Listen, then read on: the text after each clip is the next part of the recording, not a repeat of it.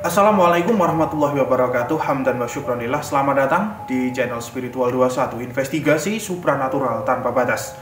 Ada suatu desa itu di mana di desa tersebut ada sebuah larangan kepada seluruh warganya itu untuk tidak naik haji maupun mendalami ilmu agama, yaitu menjadi seorang ulama ataupun kiai ataupun pemuka agama ya. Larangan ini turun-temurun itu dari para leluhur di desa tersebut sejak zaman dahulu.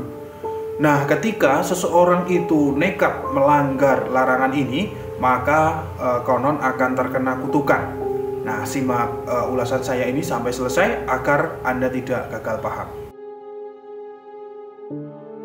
Mungkin suatu alasan yang masuk akal ya apabila seseorang itu tidak ataupun belum naik haji memang karena tidak punya biaya.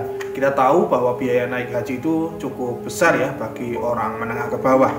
Namun berbeda sekali dengan desa ini pemirsa, yaitu Desa Kembaran, Kabupaten Banyumas, Jawa Tengah. Kehidupan yang cukup mapan dari warga desa Kembaran ini sangat memungkinkan sekali seseorang itu untuk naik haji maupun menyekolahkan anaknya itu di pondok pesantren terkenal. Namun ada yang aneh dari desa ini pemirsa. Desa Kembaran itu memiliki luas kurang lebih 166 hektar. Itu belum ada yang bergelar haji ataupun kiai. Ternyata hal ini ada keterkaitan dengan sebuah makam tua yang terletak di pemakaman umum, yaitu di sebelah selatan balai desa. Bapak Kuswanto adalah seorang kepala desa Kembaran. Itu pernah menceritakan bahwa suatu saat itu pernah ada seorang warga pendatang dan tinggal menetap di desa Kembaran ini serta mengaku dirinya itu sebagai kiai haji. Orang tersebut itu sering menggelar pengajian di rumahnya maupun di masjid desa ya. Setelah tinggal menetap beberapa bulan di desa Kembaran ini, orang tersebut sakit. Meskipun sudah dibawa ke dokter, kemana-mana ya, ke rumah sakit, tetapi nyawanya tidak tertolong. Kalau kita cerna dari penuturan kepala desa tersebut, hal itu dapat dimungkinkan itu semacam kutukan dari desa ini pemirsa. Mungkin kutukan ya dari makam tua yang ada di desa itu. Terkait makam tua tersebut, yaitu yang terletak di selatan balai desa Kembaran, memang ada historinya. Dua sesepuh desa yaitu Bapak Siswono dan Bapak Martono itu pernah menceritakan tentang makam tua tersebut yang mana merupakan cikal bakal dari desa Kembaran.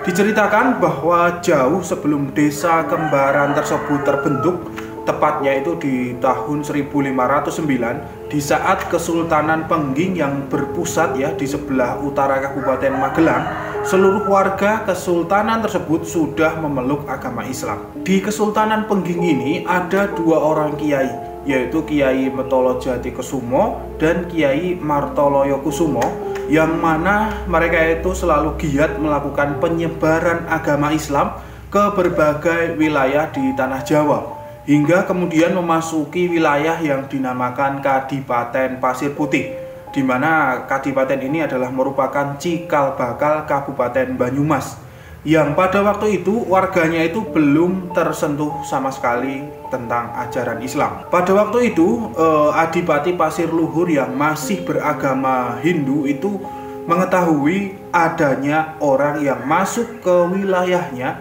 dan melakukan penyebaran agama Islam. Akhirnya itu sang adipati marah, kemudian mengerahkan pasukan kerajaan ya, kerajaan Kadipaten itu untuk mencari dua orang kiai itu hidup ataupun mati. Jumlah para santri dari Kiai Mertolojati dan Kiai Martoloyo itu jelas tidak berimbang dengan pasukan Pasir Luhur, sehingga kedua kiai bersama santrinya itu lari bersembunyi itu di sebuah hutan yang memang dikenal cukup angker. Cukup lama kedua kiai ini tinggal di hutan tersebut, tetapi rupanya ada orang yang membocorkan keberadaan mereka ke Kadipaten Pasir Luhur. Dengan diketahuinya dua orang kiai yang bersembunyi di dalam hutan, pasukan Kadipaten Pasir Luhur itu langsung memburu mereka. Di dalam hutan itu pun terjadi pertempuran yang cukup sengit, hingga akhirnya kedua kiai ini gugur dalam pertempuran itu.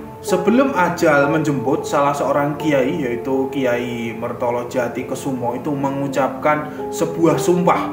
Nah, isi sumpahnya adalah seperti ini. Karena ada orang yang membocorkan keberadaan kami di hutan ini, maka siapapun yang tinggal di hutan ini dan sekitarnya tidak boleh ada yang menyamai atau mengungguli ilmu kami. Singkat cerita, pada akhirnya pemirsa, jasad kedua kiai ini dimakamkan oleh para santri di dalam hutan tersebut. Para santri itu pun akhirnya tercerai-berai, ada yang menetap di dalam hutan itu dan ada juga yang pergi kembali ke Kesultanan Pengging. Nah, seiring berkembangnya zaman, hutan yang awalnya angker itu berangsur-angsur dipadati oleh orang-orang hingga terbentuk dua dusun, yaitu dusun Larangan dan dusun Kembaran. Hingga akhirnya kedua dusun ini menjadi satu dusun. Para warga dusun ini menyebut dua makam ini adalah dengan sebutan makam Kiai Kembar. Dua makam inilah yang ada di pemakaman umum sebelah selatan balai desa yang sudah saya jelaskan tadi. Makam ini sampai saat ini memang mempunyai aura mistis yang memang cukup besar, sehingga para warga tidak ada yang berani menyamai ataupun mengungguli keilmuan kedua kiai ini, yaitu tidak berani berangkat haji maupun menuntut ilmu di pesantren untuk menjadi seorang kiai ataupun ulama. Mereka takut terkena efek kutukan sumpah yang dilontarkan oleh Kiai Mertolo Jatikusumo tersebut. Namun untuk mensiasatinya orang yang berhaji maupun menjadi ulama, kiai itu akan pindah dari desa tersebut sehingga aman dan tidak terjadi apa-apa, alias tidak akan menerima kutukan dari sumpah tersebut. Sampai saat ini, kedua makam itu banyak didatangi para peziarah, terutama di malam Selasa Kliwon dan malam Jumat Kliwon. Kebanyakan orang yang datang adalah orang yang memang menginginkan karir, jabatan, namun ada juga yang ingin usahanya lancar, yaitu laris manis diserbu oleh para pembeli. Kedua makam ini itu tampak sederhana sekali, yaitu hanya terdiri dari tumpukan batu yang disusun rapi tanpa adanya atap, serta di sekelilingnya itu ditanam beberapa bunga. Sementara di sekitarnya terdapat banyak makam para warga. Menurut cerita, dua makam ini ditunggui oleh sosok khodam, yaitu sosok macan putih dan sosok ular lurik hitam putih yang ukurannya memang cukup besar. Untuk syarat ritual di makam ini cukup mudah, yaitu hanya dengan mempersiapkan bunga 7 rupa, kemudian kemenyan ataupun dupa, dan sebungkus rokok kretek. Selanjutnya nanti akan dituntun oleh juru kunci makam tentang apapun yang Anda niatkan ketika Anda berziarah ke makam ini. Itulah sekilas cerita unik dari desa Kembaran, Banyumas. Entah sekarang para warga itu masih meyakini tulah ataupun kutukan dari kedua makam tersebut ataupun tidak saya sendiri kurang mengetahuinya. Mungkin bagi warga desa Kembaran yang kebetulan nonton video ini, nanti mungkin bisa tulis pengalamannya di kolom komentar di bawah. Nah, akhir kata saya Patih Nur Alam undur diri. Subhanakallahumma bihamdika asyhadu an la ilaha illa anta astaghfiruka wa atubu ilaik. Alhamdulillahirabbil alamin. Wassalamualaikum warahmatullahi wabarakatuh. Salam spiritual.